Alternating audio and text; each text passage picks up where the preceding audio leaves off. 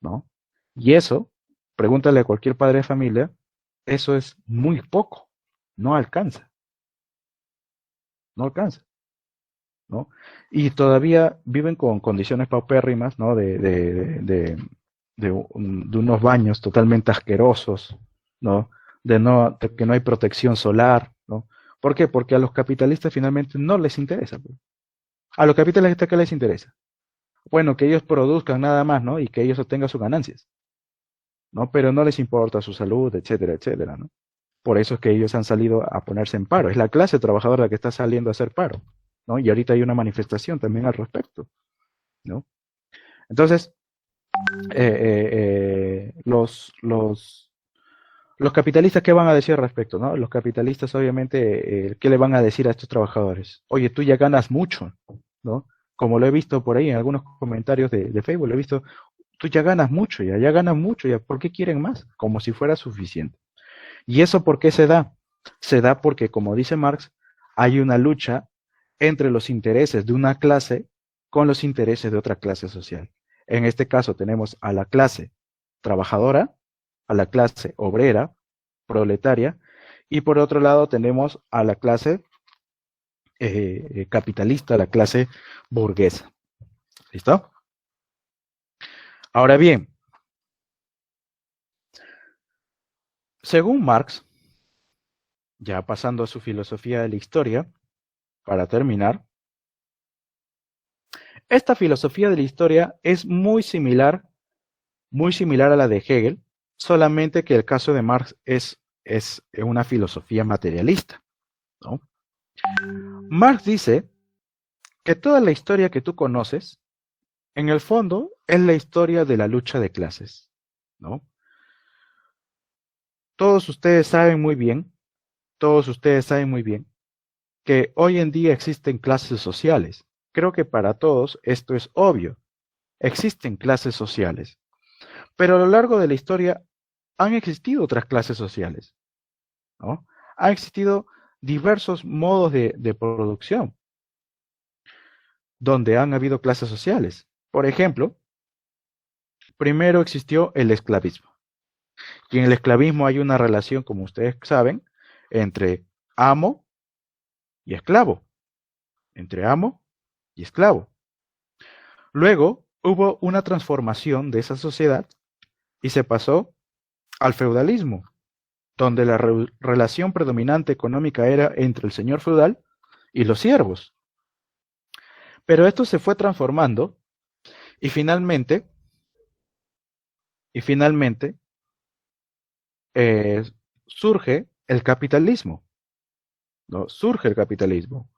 Y en el capitalismo, ahora, ¿cuáles son las nuevas clases sociales? Por un lado tenemos al capitalista, ¿no? Y por otro lado tenemos al proletariado. Es lo que le decía hace un momento, ¿no? Por un lado tenemos al burgués y por otro lado tenemos a la clase trabajadora.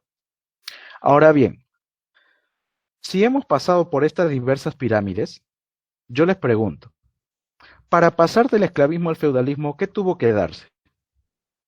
Para pasar del esclavismo al feudalismo, Marx dice que los esclavos se vieron obligados a rebelarse, ¿no? A hacer una revolución. Por ejemplo, la rebelión de Espartaco, ¿no? Hicieron una revolución. Porque, pregunta muchachos, ¿acaso los amos, o sea, los esclavistas, acaso ellos se iban a dejar quitar el poder? Por supuesto que no. Eso jamás iba a pasar. Los esclavistas siempre iban a querer tener esclavos, ¿no? Por eso es que sería tonto pensar, ¿no? Que los cambios en la sociedad, siguiendo a Marx, los cambios en la sociedad, eh, sería tonto pensar que son pacíficos, para todo lo contrario. Para Marx, los cambios que se han dado en la historia han sido transformaciones revolucionarias, transformaciones sociales radicales. Los esclavos tuvieron que rebelarse ante sus amos, ¿no? Y luego se llegó a una nueva relación, que es una nueva relación económica del feudalismo, donde estaban los señores feudales y los campesinos, los siervos. Pero tú sabes muy bien que en la época del feudalismo también hubo rebeliones campesinas masivas. Los campesinos también se rebelaron, ¿no? Entonces, así hubo constantes rebeliones, muchachos, hasta que así, hasta que se llegó, por ejemplo, al capitalismo. Y en el capitalismo encontramos ahora nueva clase social. Encontramos al proletariado, que es la clase trabajadora, y encontramos a los capitalistas, que son los dueños de las fábricas, ¿no? Los dueños de las fábricas, los dueños de los medios de producción. Y tú pensarás, profesor, pero eso es justo porque, bueno, han trabajado. No, por ejemplo, piensa, por ejemplo, en los grandes grupos de poder. Los grandes grupos de poder. Por ejemplo, los Romero, Graña y Montero, que acá son en el Perú. ¿Tú crees que sus hijos de ahora, o sea, los hijos que viven ahora, o sea, que son jóvenes como tú, jóvenes de tu edad, son jóvenes de tu edad, ¿no? ¿Tú crees que ellos han trabajado para acumular todos esos capitales? Por supuesto que no, todo eso es herencia, herencia de una familia que se ha venido enriqueciendo, ¿no? Entonces, realmente uno cuando llega al mundo, llega con igualdad de oportunidades. No, eso de igualdad de oportunidades es un mito. No hay igualdad de oportunidades. Y esa es una realidad triste, chocante para todos nosotros, ¿no? También para ustedes, obviamente, pero es una realidad que no hay una igualdad de oportunidades. Porque lo real es que algunos nacen en familias trabajadoras, humildes, y algunos que ni siquiera tienen trabajo y sobreviven a la justa diariamente con cachuelos vendiendo caramelos. Y hay otros que nacen ya en una familia acomodada, que sus parientes han sido dueños pues de grandes empresas capitalistas, etcétera. Por lo tanto, tú llegas a la sociedad siendo proletario, siendo un trabajador, o sea, siendo alguien que solamente puede vender su fuerza de trabajo. Pero hay otro que no, pues hay otro que más bien ha tenido la suerte de nacer en una familia capitalista. Entonces, esa es la contradicción. La contradicción ahora es que los que trabajan, que es el proletariado, o sea, los que producen, son los que menos ganan, son los que quedan prácticamente en la miseria. Y los que no han hecho nada, que son los capitalistas, que lo único que se dedican es a administrar, o sea, los que no hacen nada finalmente son los que ganan todo. Y se enriquecen gracias al trabajo del proletariado, ¿no? Por eso es que tú ahora entiendes por qué ahorita está viendo este problema pues en Ica. Esa es la contradicción que ahorita está viendo, ¿no? Es una lucha entre el sector capitalista y el sector proletario. El proletariado está exigiendo mejores condiciones de vida, porque está viviendo paupérrimamente. Pero obviamente la burguesía tiene el poder, y es por eso que la burguesía maneja los partidos políticos, maneja el Congreso, maneja la presidencia, y puede mandar fácilmente a la policía y mandar a matar, pues, como ya ha sucedido. Ya ha matado a dos trabajadores. Y eso es lo que se está viviendo ahora, ¿no? O sea, esta es la sociedad capitalista, diría Marx, la que se está viviendo ahora. Ahora, ¿cuál es la tarea? O sea, Marx, ¿qué nos diría al respecto? La tarea, dice Marx, la tarea del proletariado es que se organice gradualmente, se organice y forme su propio partido. Forme su propio partido, ¿no? Que Marx le va a llamar el Partido Comunista. ¿Por qué? Porque con ese partido, el proletariado va a hacer la revolución. ¿Y esa revolución cuál es el objetivo? El objetivo de esa revolución que va a hacer el proletariado es avanzar en la historia. ¿Pero para qué? ¿Para llegar a una nueva pirámide social? No.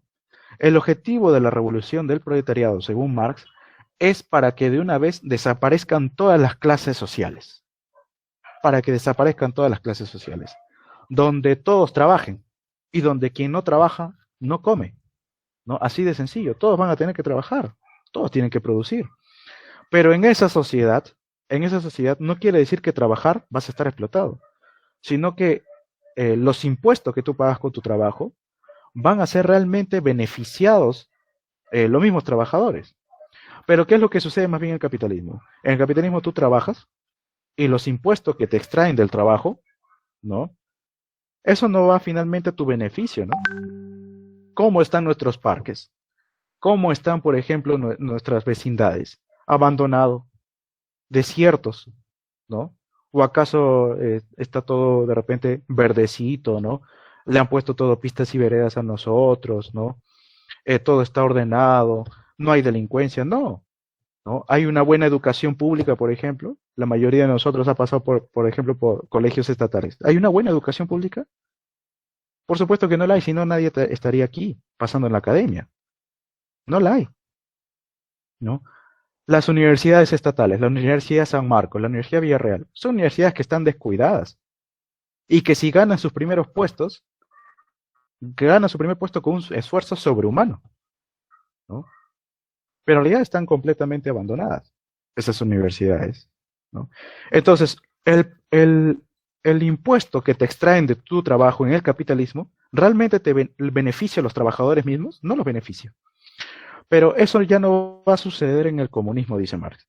En el comunismo, ¿no? Esa parte pequeña que se extrae va a ir realmente, va a ir realmente a beneficio de todos los trabajadores, ¿no? Y para eso el proletariado tiene que confiscar las industrias, ¿no?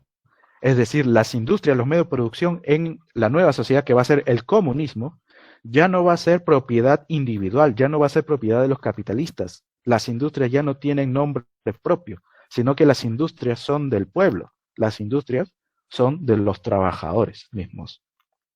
Y ellos mismos lo administran, porque son ellos mismos los que conocen muy bien su trabajo, los que conocen mejor su fábrica, ¿no? El capitalista no conoce nada, ¿no? ¿Quiénes conocen mejor la industria? Los que trabajan ahí, ¿no? Y esa va a ser la sociedad de la eterna armonía. Marx pensaba que en el comunismo los hombres se dedicarían a trabajar, supongamos algo así como unas 3, 4 horas, luego 4 horas de estudio, 4 horas de formación y luego sus 6 horas restantes de libertad, ¿no? O sea, para que tú tengas tu tiempo libre, ¿no? Como debería ser realmente, ¿no? O sea, unas horas de trabajo y luego unas horas para que tú puedas educarte, culturizarte, o si no, simplemente ser libre, ¿no? Disfrutar de la vida, ¿no? Que todos tienen derecho a eso, pero en ese tipo de sociedad no sucede eso, pues. Ni siquiera puedes disfrutar tiempo con la familia, porque la mayoría de trabajadores, ¿cómo la pasan? Explotados. ¿Y cómo llegan a casa luego de haber trabajado? ¿Cómo llegan nuestros padres, ¿no? Después de haber trabajado todo un día, cansados, cansadísimos. Eso es explotación, pues, ¿no? Entonces, esa es la filosofía de Marx, ¿no? Ustedes entienden ahora por qué es que Marx resultó ser muy influyente, demasiado influyente en épocas posteriores, ¿no? En épocas posteriores. Muchos movimientos internacionales se inspiraron en Marx. Por ejemplo, no sé si ustedes habrán escuchado de la Revolución Rusa. La Revolución Rusa de 1917 con Lenin a la cabeza. Ahí, por ejemplo, se llevó a cabo una revolución de influencia marxista. ¿Mm? Claro. Y ahí por primera vez los trabajadores tomaron el poder en Rusia. Y ahí se formó la Unión Soviética. Ahora, cuando los trabajadores, ¿no? Cuando forman la Unión Soviética, ¿no? Un país donde por primera vez se estaba llegando al comunismo, ¿qué pasó con el resto del mundo? Obviamente los países capitalistas al toque, ¿qué quisieron hacer? Quisieron destruirlo, pues.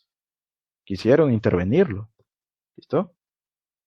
Eh, y luego hubo otras revoluciones también comunistas inspiradas en Marx.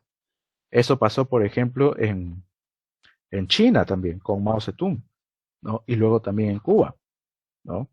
Ahora, ustedes pueden darse cuenta, pues, que en el caso no, la Revolución Francesa fue antes de Marx incluso. Ya la Revolución Francesa fue antes. Pero en el caso de la Revolución Rusa ya es en 1917.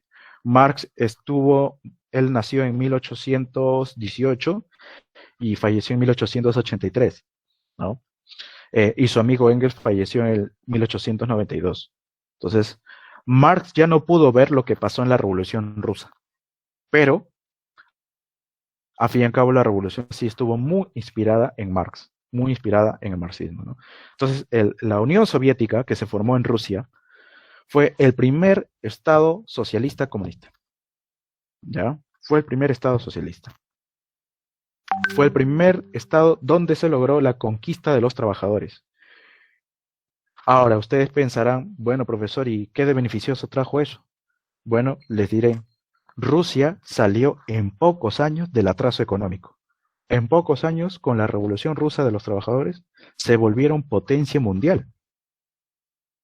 Se volvieron potencia mundial, ¿no? Al tal punto que se volvieron envidia de otros países. Y no solamente eso, sino que desarrollaron plenamente a los seres humanos. O sea, los seres humanos no eran explotados. Otro, que también se desarrolló bastante la ciencia, con decirles que el primer astronauta, el primer cosmonauta, ¿de dónde fue? De la Unión Soviética, ¿no? Ahí está Yuri Gagarin, el primer hombre que llegó al espacio. Hubo un todo desarrollo tecnológico en la Unión Soviética, ¿no? Era un país donde prácticamente los trabajadores se sentían orgullosos, porque era una sociedad de no explotación. Y luego esto también se intentó hacer en China, con Mao, ¿no? Se hizo también una revolución, ¿no? Y ustedes cómo ven a China ahora, ¿no? Claro, se ha industrializado también, ¿no? Ha llegado pues a industrializarse. Pero por supuesto al final los capitalistas lograron infiltrarse tanto en la Unión Soviética, o sea, en Rusia, como en China. Y finalmente pues restauraron el capitalismo, ¿no? Por eso es que podríamos decir que hoy en día estos países son comunistas, no son socialistas, son capitalistas, ¿no? Se ha restaurado ya el capitalismo. Obviamente, ¿por qué? Porque no les convenía pues a los capitalistas, ¿no? Intervinieron. Entonces, ustedes ven la gran influencia ahí de Marx en el resto del mundo, ¿no? Por eso es que Marx es uno de los filósofos que también viene en examen de admisión, porque realmente ha venido bastante, ¿ya? No sé si hasta ahí, chicos, ustedes tienen alguna pregunta, alguna duda o alguna curiosidad que quieran preguntar de repente. Ya, ahorita nosotros estamos a punto de acabar el siglo XIX. La próxima semana tenemos que hacer Nietzsche, ¿ya? La próxima semana hacemos el último pensador del siglo XIX, que es Nietzsche, y luego avanzamos también ya con el siglo XX, ¿ya? Siglo XX. O sea, le muestro el esquema, ¿ya? Yo siempre les muestro el esquema para que nunca se pierda. O sea, ahorita nosotros estamos aquí en esta época, ¿no? Estamos en la filosofía moderna del siglo XIX, aquí. Ya, filosofía moderna del siglo XIX. Ya ahí hemos avanzado bastante. Ahora lo que va a tocar, ya, la próxima semana va a ser el siglo XX. Pero nosotros todavía nos falta una corriente, porque si se han dado cuenta ya hemos hecho tres. El idealismo absoluto de Hegel, el positivismo de Comte y el marxismo que acabamos de hacer, ¿no? Lo que falta ahorita es el voluntarismo, ¿no? El voluntarismo de Schopenhauer y Nietzsche. Entonces terminamos con esto la próxima semana y que va a ser cortito también y luego inmediatamente iniciamos con la filosofía del siglo XX. ¿Ya, muchachos? Iniciamos con la filosofía del siglo XX, ¿no? Luego que culminamos eso, la filosofía del siglo XX, ya estaríamos pasando a la filosofía en el Perú. ¿No? Y la filosofía en el Perú es más resumido, pues. Ahí sí les voy a dar un esquemita clave para su examen de admisión. ¿Ya? Y luego de eso, lo que pienso hacer es ya de repente un temita final de psicología como modo de repaso y también un temita final de repaso de filosofía, pues para darles la pulpa, ¿no? Lo que más viene, ¿no? Y ya después iniciaríamos, para aquellos que se animan, eh, el próximo ciclo, ¿no? Eh, el próximo ciclo, como va a ser de repente un veranito, digámoslo así, ahí sí se va a dar la pulpa ya, la pulpa. O sea, ahí se va a dar lo que realmente viene, pues. Yo quería en este ciclo darles mucha base, o sea, quería darles mucho detalle para que a ustedes no se les fuera, ¿no? Para que cuando ustedes de repente no entendieran algo, vayan a sus diapositivas, etcétera, ¿no? Eh, pero bueno, ahora por cuestiones de tiempo también estoy tratando de igual explicarlo bien, pero dar un poquito más condensado. Pero bueno, chicos, no sé si hasta aquí tienen alguna pregunta de lo que se ha hecho. Ya hemos hecho ya 3 filósofos del siglo XIX. ¿Alguna preguntita más? ¿Alguna duda sobre el tema?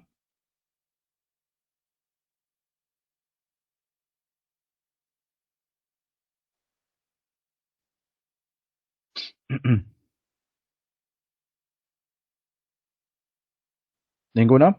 Ya, chicos. Bueno, chicas y chicos, entonces nos quedaríamos ahí. Ahora quiero hacerles una pregunta. Yo estoy en un chat que se llama Psicología y quiero saber quiénes de ustedes no están en ese chat.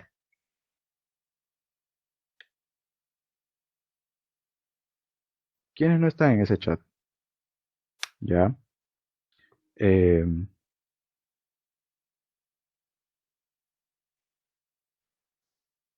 Porque ahí yo quiero mandar videos complementarios. Ya. A ver, eh, Lady, Lady, tú puedes encargarte de agregar a tus compañeros.